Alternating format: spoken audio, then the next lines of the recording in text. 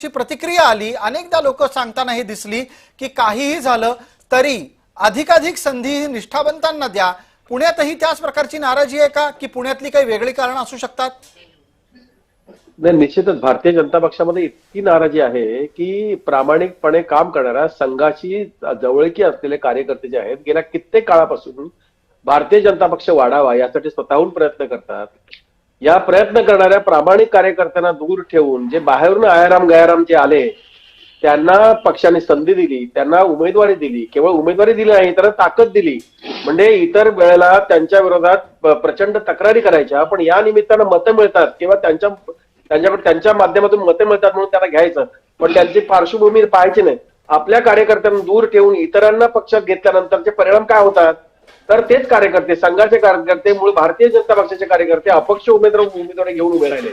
आणि ही जी परिस्थिती आहे ती पूर्ण महाराष्ट्रामध्ये त्यात पुण्यामध्ये अशासाठी आहे कारण भारतीय जनता पक्षाने ज्या तऱ्हेने तिथे उमेदवारी निवड केली, या निवडीला सातत्याने विरोध होऊन तिथे निदर्शनं झाली। काही खासदारांनी काही आमदारांनी विरोध केला, पण पक्षाचे नेतृत्वाने त्यांच्याकडे दुर्लक्ष करून जे बाहेरून आले। पुढच्या काही बातम्या येत आहेत, मला वेगानं आपल्याला त्या बातम्यांपर्यंत न्यायचंय आणि त्यानिमित्तानं आता स्क्रीनवर मोठ्या प्रमाणामध्ये वेगानं येणाऱ्या बातम्यांच्या आधी मला आपल्याला सांगायचंय मुंबईतली आकडेवारी कशी बदलतीये। कल्याणी दीक्षित, आधी मुंबईकडे येऊयात एकदा पटकन। मुंबईची आकडेवारी सध्या आपण पाहूयात। मुंबईमध्ये भाजप आता 50 जागांवर आघाडीवर असल्याचं चित्र पाहायला मिळतंय। शिवसेना 18, राष्ट्रवादी 1, ठाकरे गट 35, मनसेचा आकडा 1 वाढलेला आहे। मनसे सध्या 7 जागांवर आघाडीवर असल्याचं चित्र पाहायला मिळतंय।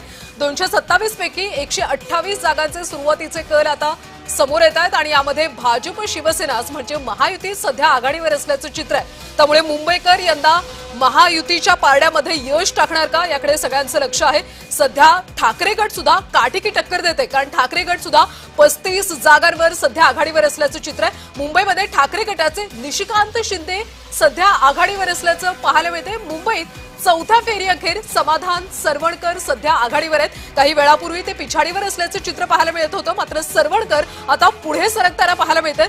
वसई विरारमध्ये बवियाचे 115 जागांवर उमेदवार आघाडीवर असल्याचं चित्र आहे। कोल्हापूरमध्ये जाऊयात, काँग्रेस 17 जागांवर सध्या आघाडीवर आहे। खरं तर कोल्हापूरमध्ये काँग्रेसची अनेक काळापासून सत्ता असल्याचं आपण पाहिलं होतं महापालिकेमध्ये आणि आता त्यामध्ये सुद्धा 17 जागांवर कोल्हापूरमध्ये सध्या आघाडी पुढे असल्याचं पाहायला मिळते। पुण्यामध्ये काँग्रेसचे प्रशांत जगताप सध्या आघाडीवर आहेत। पुन्हा जाऊया चर्चेकडे। जी कल्याणी, धन्यवाद।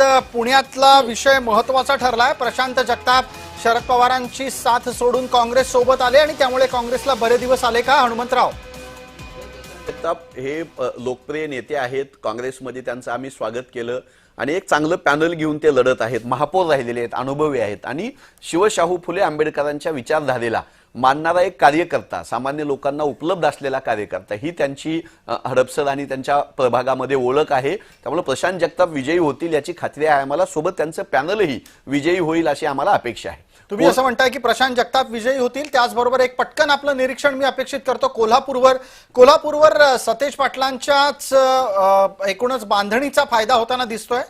कोल्हापूरमध्ये सतेज पाटील साहेबांनी एक हाती किल्ला लढवला। एकनाथ शिंदे साहेब, अजितदादा आणि भाजपा राज्यात कुठेही तिघं एकत्र नव्हते, पण बंटी पाटील साहेबांचा पराभव करायचा म्हणून कोल्हापूरमध्ये ते तिघे एकत्र होते। त्या तिघांच्या विरोधामध्ये बंटी पाटील साहेबांनी परत छत्रपती शाहू महाराज खासदार त्यांना सोबत घेऊन दुसऱ्या तिसऱ्या फळीतले कार्यकर्ते सोबत घेऊन जो एक ताकदीने लढा दिला, त्या लढ्याला कोल्हापूरकरांनी खरं म्हणजे हा प्रतिसाद दिलेला आहे। अनेक माणसं आमची कोल्हापूरमध्ये फोडण्याचं कामही भाजपानं केलं होतं, एकनाथ शिंदेनी केलं होतं। त्या सगळ्यांना झुगारून बंटी पाटील साहेब एक मोठा किल्ला कोल्हापूरमध्ये लढवत आहे। ठीक आहे, आता पटकन पुण्याकडे वळूयात। पुण्याचे आकडे आपल्याला स्क्रीनच्या खालच्या भागामध्ये दिसतात। पुण्यामध्ये 39 जागांवर भारतीय जनता पार्टीने आघाडी घेतली आहे। त्यांच्यासोबत शिवसेना 4 जागांवर आघाडीवर आहे। अजित पवार यांच्या नेतृत्वामध्ये 16 जागांवर आघाडी मिळताना दिसते। प्रदीप पेशकार, पटकन याचं विश्लेषण करा, थोडंसं पुढे आलात तर बरं होईल। आपण सांगा, पुण्यामध्ये काका पुतणे एकत्र आल्याचा काही फायदा झालेला आहे असं दिसत नाही? नाही, तो होणारच नव्हता। याचं कारण काकांचं जे काही आतापर्यंत मागचा रेकॉर्ड पाहता आता पुणेकरांना कळलेलं आहे की विकास पुण्याचा कोण करू शकतो। पुण्यामध्ये जे इज ऑफ लिव्हिंग पाहिजे, वाहतुकीच्या समस्या अनेक आहेत, ह्या सोडवायच्या असतील तर देवेंद्रजींचं विजनच आवश्यक आहे। त्यामुळेच आता काकांवरचा विश्वास मात्र पूर्ण उडालेला आहे।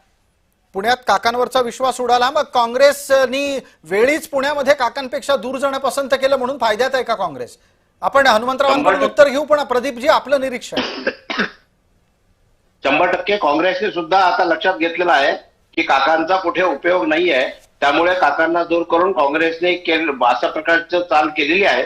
परंतु याचा उपयोग भाजपलाच नक्की झालेला आहे, हे पण आपल्याला विश्लेषणातून दिसतच आहे. एक पटकन निरीक्षण घेऊयात. आपल्यासोबत प्रवीण पुरो आहेत. प्रवीण पुरो, काका पुतणे एकत्र येणार म्हणून खूप हवा झाली.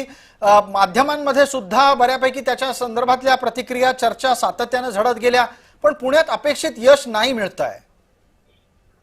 नाही, खरं आहे. कारण मी मगाच सांगितलं की दोन्ही पवारांमध्ये जे आतापर्यंत जी काही सत्तेच्या संदर्भात सातत्याने जी स्पर्धा होती, म्हणजे शरद पवारांची साथ सोडल्यानंतर अजित पवारांच्या विषयी विश्वास कसा निर्माण होईल या संदर्भात शरद पवारांच्या गटात प्रचंड नाराजी होती.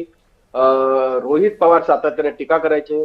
अजित पवारांच्या वेगवेगळ्या निर्णयाच्या संदर्भात प्रचंड अशी नाराजी त्या पक्षामध्ये होती. अशा पार्श्वभूमीवर या महानगरपालिकांच्या निवडणुकांमध्ये दोन्ही एकत्र कसे काय येऊ शकतात अशी चर्चा त्यांच्या पक्षामध्ये झाली. काही कार्यकर्त्यांनी राजीनामे दिले, ते दूर झाले. असं होणं काही योग्य नाहीये.